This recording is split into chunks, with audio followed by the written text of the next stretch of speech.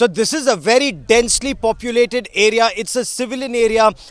This lane where I'm standing, it actually goes into a kindergarten. We were just trying to show these images of the kindergarten. Walls damaged, roof damaged, tremendous damage in this area. Cars damaged. Let me try, and I hope we don't lose signal as I try and show you. Look, these are some of the cars that have been damaged. The police are here. Little children, of course, very excited. No school today. That is what makes them happy. But just look around, all these homes in these high rises, they've got shattered window panes, shattered homes. People spent the entire time in their bomb shelters. And I have some youngsters with me who are joining me on this broadcast. They live in the neighborhood. What happened yesterday? What can you tell me?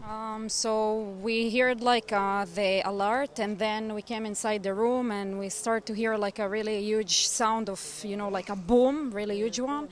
And then we stayed in the room like 10 minutes, approximately 10 minutes more. And when we get out from the room, we see that a huge hole in our house, inside of our house. So thanks God, nothing happened to us, but unfortunately we had a lot of damages at our house. We came here, a lot of police officers, ambulances, everyone came here. It was here, right here. So Can you just point out that area for our viewers? Wait for a moment. Let me just try and move. Yes. So is this a completely residential area? Where this happened? here, exactly here. Do you see here the black hole? It's here. Yeah. So there is another spot there. So the other rocket came here, the missiles came here, and if you see here, there is a kindergarten. So Yeah. it's very, very dangerous. Imagine like 30 children with like their teacher need to run 60 seconds you have. Yeah. So it's really, really dangerous. Yeah. And a group of youngsters that you see behind me, they're all looking at what happened here. So come, some of you also join me on this broadcast. So what we're trying to, tell our viewers in India. What's your message for your viewers in India as youngsters here in Israel? First of all, support us because we're really having a rough time and we want, of course, peace, but we live really under these circumstances and nobody will understand that until they will come here and really experience this thing. And thank you for all the support and everything, and just take care of yourself. And I know that also in your country there is issues, but take care of yourself and pray for humanity. Pray for humanity is the message. And if I may, this was just one of the multiple rockets that fell in and around this place in Haifa. One rocket here, the other rocket not very far from here. There were multiple rockets that also fell in the Tiberias area, which is about 50 kilometers from where we are right now. But just look all around. That's a shopping mall.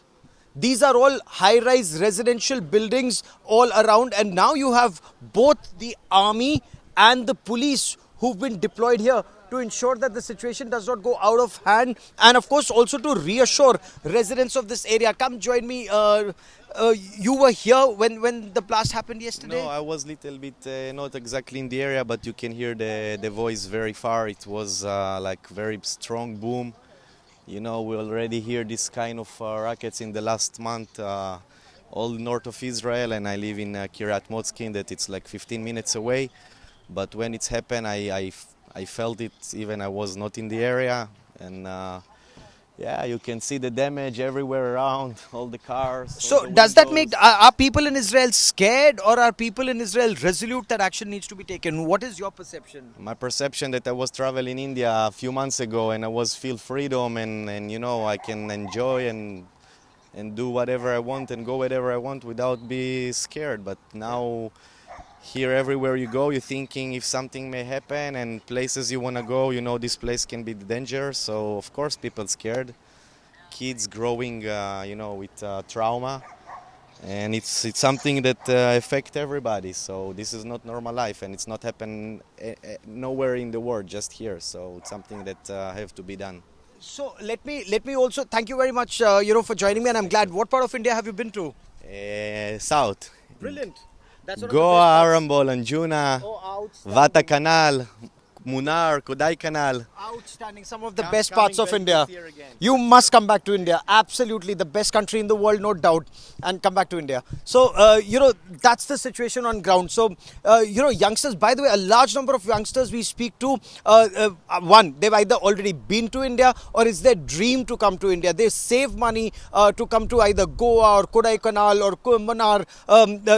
So it's almost a tourist circuit for them. Goa, Kerala, Karnataka, Tamil Nadu, and that is something they're very, very excited about returning to India. Some others I spoke to wanted to go to Rishikesh and spend a lot of time in Rishikesh and Manali, apart from, of course, Ladakh. So people here are so well aware of what India is all about. From away from all, this terror, the blasts, they find a lot of peace in India. But the situation here remains extremely, extremely grim.